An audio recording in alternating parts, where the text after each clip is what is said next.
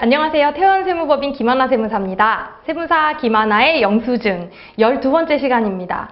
여러분 지금까지 우리가 공부한 내용들 기억하고 계신가요? 영수증의 종류에 대해서 공부를 했고 또 세법상 인정되는 영수증은 어떤 것들인지에 대해서 공부를 했고 또 어쩔 수 없이 받지 못하는 경우 세법상 인정해주는 수치 특례에 대해서도 공부를 했습니다.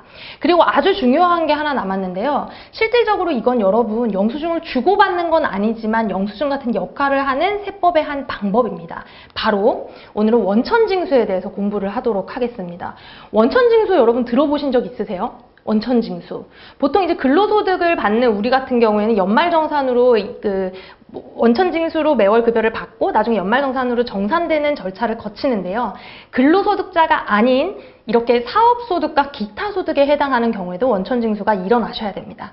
그리고 우리 사업자의 경우에는 이렇게 소득을 지급하고 사업소득 혹은 기타 소득 원천징수를 하는 것만으로도 정규 영수증으로 인정을 받으실 수 있습니다.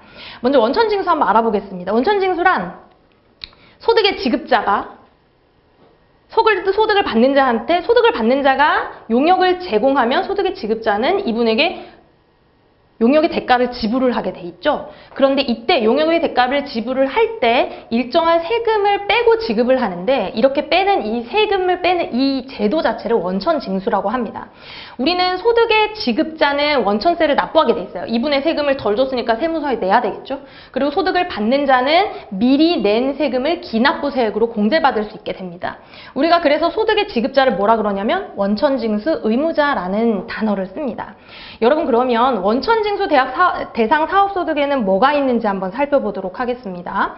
우리 소득을 받는 자가 어떤 특정한 용역을 제공했을 때만 사업소득의 원천징수 대상이 되는데요.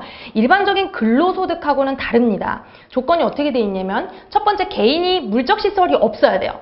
사업장이 없어야 돼요. 여러분 사업장이 있으면 사업자 등록번호가 있겠죠. 근데 그렇지 않은 분들을 얘기합니다. 그리고 근로자를 고용하지 아니하고 혼자 일해야 돼. 프리랜서처럼 나 혼자 일해야 됩니다. 세 번째, 독립된 자격으로 용역을 공급한다는 의미는 뭐냐면 근로계약의 형식을 띠지 않고 그냥 우리는 1:1 입원 용역 프로젝트만으로 계약이 되는 일들을 얘기해요. 물적시설이 없고 근로자가 없고 고용되지 않았고 상대방과 근로계약으로 이루어지지 않는 이런 식의 특정 용역을 제공받은 경우에 우리 소득의 지급자는 그냥 대가를 다 주는 것이 아니라 대가의 일부를 원천징수해야 되는데 그 대가의 일부 원천징수하는 금액이 3.3%예요. 여러분 생각을 해보시면 이런 식으로 일하는 사람들이 어떤 직업을 가진 분들이 있을까요?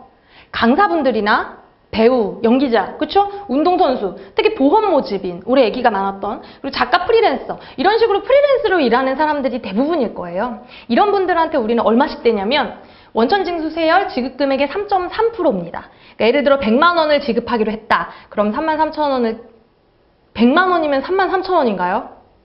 3,300원인가요? 3,300원을 떼는 거 아닌가요? 아, 33,000원. 죄송합니다. 33,000원이에요. 계산이 안 돼요. 계산기가 없으면. 33,000원을 떼고 나머지 소득을 지급하게 되는 거죠. 그럼 어떡한다? 원천징수 의무자는 33,000원을 나중에 세무서에 가져다 내는 거죠. 여러분 그리고 이렇게 원천징수가 일어나면요. 소득의 지급자는 소득을 받는 사람한테 물론 돈을 주지만 원칙적으로는 원천징수 영수증이라는 것을 발급해서 주셔야 됩니다. 그렇기 때문에 거기도 영수증이라는 이름이 들어가 있죠. 그래서 엄밀하게 정규 증빙으로 인정받을 수 있다는 거 기억해 주시면 좋겠습니다. 다음 시간에는 두 번째 소득, 기타 소득에 대해서 알아보도록 하겠습니다.